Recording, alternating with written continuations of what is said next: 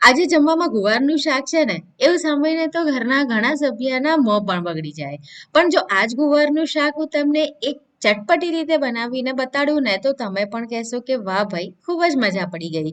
જેને ગુવારનું શાક નહીં ભાવતું હોય ને એ પણ સામેથી માંગીને ખાશે ને એટલું ટેસ્ટી ને ચટાકેદાર આ શાક બને છે. એકવાર બનાવીને ટ્રાય કરી જુઓ.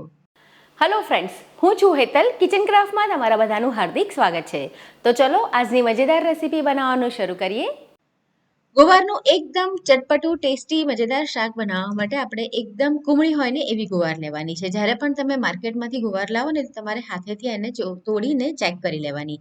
તો જો હાથેથી એકદમ ઇઝીલી તૂટી જશે. ચપ્પુની પણ જરૂર નહીં પડે. એનો આગળ અને પાછળનો જે થોડો લીટાવાળો ભાગ હોય એ કાઢી લેવાનો અને પછી એના એક ગુવારના 2 થી 3 પીસ કરવાના. બહુ વધારે ઝીણી કરવાની જરૂર નથી. આ રીતે હાથેથી થઈ જશે. જે થોડી પાકટ એટલે કે ઘરડી ગુવાર આવે છે ને એ નહીં લેવાની. એનો જે સ્વાદ હોય છે ને થોડો કડવાશ પડતો પણ હોય છે અને ચડવામાં પણ વાર લાગે છે. તો જ્યારે પણ તમે માર્કેટમાં ગુવાર લેવા જાઓ ને તો આ વાતનું ખાસ ધ્યાન રાખજો. ગુવારને હાથેથી તોડી અને ચેક કરીને લેજો. તમે બધી જ ગુવાર અત્યારે આ રીતે તૈયાર કરી લીધી છે. હવે એના માટે આપણે એક મસાલો તૈયાર કરવાના છે. તો અહીંયા આગળ દાળિયા લીધા છે. 1/4 કપ દાળિયા લેવાના છે. આદુનો ટુકડો, 4 થી 5 કળી લસણ અને એક ડુંગળીને આપણે આ રીતે સ્લાઇસમાં કટ કરી લીધી છે.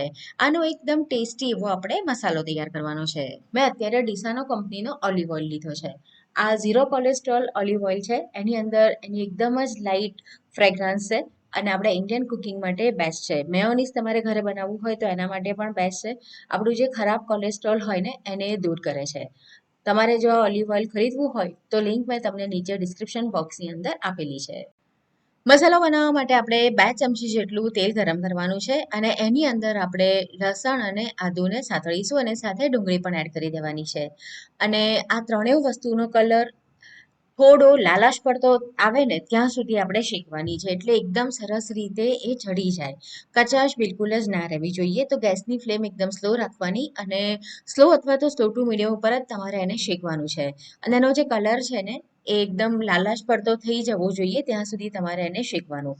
તો લગભગ 5 થી 6 મિનિટ જેટલો સમય લાગશે. તમે જુઓ લસણ અને ડુંગળી બંનેનો જે કલર છે એ ચેન્જ થઈ ગયો છે. તો હવે આપણે એને એક પ્લેટમાં કાઢી લેવાનું છે. આપણે તેલ જે મૂક્યું હતું ને એમાં આ સંતળાઈ ગઈ છે અને બાકીનું તેલ હજુ બાકી રહ્યું છે. એટલે આ શાક બનાવવામાં બહુ વધારે તેલનો પણ ઉપયોગ નથી થતો અને રેગ્યુલર આપણે જે ગુવારનું શાક બનાવીએ એના કરતાં અલગ છે. તો જો ઘરમાં બીજા સભ્યને ન ભાવતું હોય તો એકવાર આ રેસીપી તમારે ચોક્કસ ટ્રાય કરવી પડશે. હવે તેલ તો એ જ છે. એની અંદર બીજું ઉમેરવાની જરૂર નથી અત્યારે. એમાં આપણે થોડી હળદર એડ કરી દેવાની છે અને ગુવારને આપણે એડ કરી દઈશું. ગુવાર મેં પહેલા જ પાણીથી ધોઈ કોરી કરી લીધી હતી અને પછી આ રીતે કટ કરી છે. એટલે કે એકદમ જ એ કોરી છે. હવે એમાં આપણે સ્વાદ મુજબનું મીઠું એડ કરીએ. તો મેં અહીંયા આગળ 1 ટીસ્પૂન મીઠું આની અંદર નાખી દીધું છે. વઘારમાં તમે આ રીતે હળદર એડ કરશો ને તો ખૂબ જ સરસ કલર આવશે. સ્લો ફ્લેમ પર આપણે એને રાખીશું અને હાથેથી આપણે થોડું આ રીતે પાણીનો છંટકાવ કરવાનો છે. લગભગ 3 થી 4 ચમચી પાણી નાખવાનું છે. આપણો ગુવાર છે એકદમ સરસ દેશી અને કુમળો છે એટલે ચડી જશે. હવે આપણે જે મસાલો શેક્યો હતો ને એ ઠંડો થઈ ગયો છે. તો મિક્સર જારમાં વાટી લઈશું. અહીંયા મેં દાળિયા લીધા છે. તમે દાળિયાના બદલે શિંગદાણા લેવા હોય તો એ પણ લઈ શકો છો. સાથે આપણે ડુંગળી, લસણ અને આદુને પણ એડ કરી દેવાના છે અને એની જોડે એડ કરીશું આપણે ડેસિકેટેડ કોકોનટ એટલે કે તૈયાર કોપરાનું જે બુરું આવે છે ને એ. તો અહીંયા આગળ એ મેં 2 ટેબલ સ્પૂન લીધું છે અને જરૂર મુજબનું પાણી નાખી અને વાટી લેવાનું છે. અત્યારે મેં અડધો કપ દહીં લીધું છે અને દહીં આ રીતનું થોડું ઘટ હોય ને એવું લેવાનું છે. એટલે કે દહીંનો પાણીનો ભાગ હોય ને તો એ થોડો નિતારી લેવાનો. એની અંદર આપણે 1 ટીસ્પૂન ગરમ મસાલો, 2 ટીસ્પૂન લાલ મરચું પાવડર, હાફ ટીસ્પૂન હળદર અને 1/2 ટીસ્પૂન આપણે અહીંયા આગળ ધાણા જીરું એડ કરવાનું છે.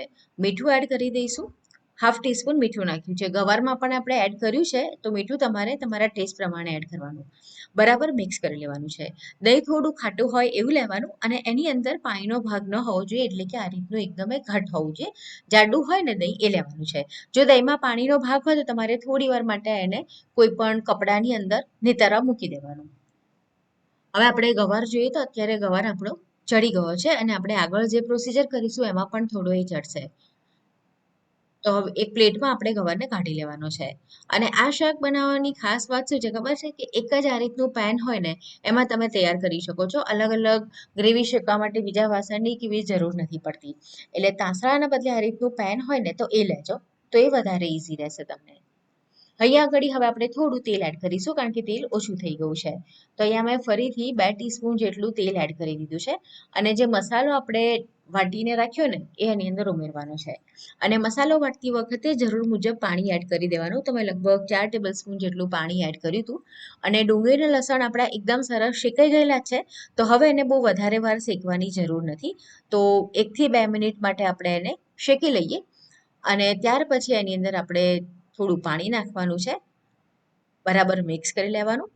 અને પછી આની અંદર દહીં એડ કરીશું. તમારે આ શાકમાં જેટલો રસો રાખવો હોય ને એ મુજબ તમારે પાણી એડ કરવાનું. તમને જો હજુ વધારે રસો જોઈતો હોય તો તમે પાણી હજુ 1 કપ જેટલું પણ એડ કરી શકો. મેં અત્યારે અડધો કપ જેટલું પાણી એની અંદર એડ કર્યું છે. બરાબર મિક્સ થઈ ગયું છે.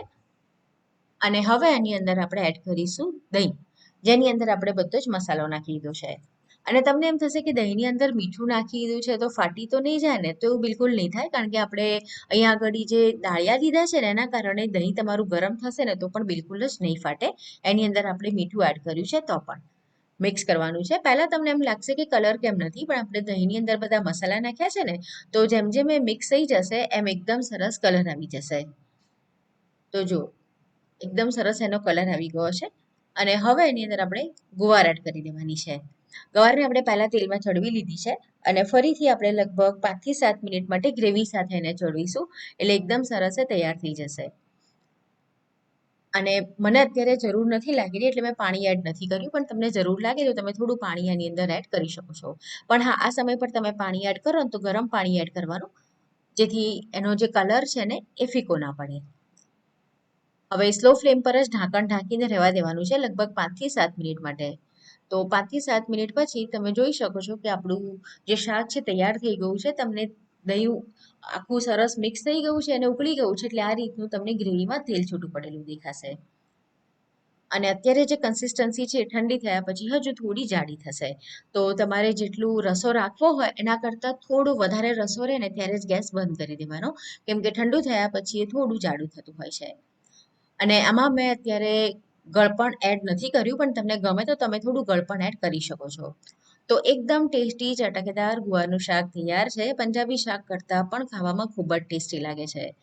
તો હવે એકવાર આ શાક બનાવી ચોક્કસ ટ્રાય કરો અને ઘરના જે પણ સભ્યને ગુવાર ન ભાવતી હોય ને એને ચોક્કસથી તમે જમાડો. તો ફ્રેન્ડ્સ, આજની રેસીપીનો વિડીયો કેવો લાગ્યો કમેન્ટમાં ચોક્કસ જણાવો. જો રેસીપી પસંદ આવી છે, વિડીયો પસંદ આવે છે તો વિડીયોને લાઇક કરી ફ્રેન્ડ્સ અને ફેમિલીની સાથે જરૂર શેર કરો. તો ફરીથી મળીશું નવી અને મજેદાર રેસીપીની સાથે.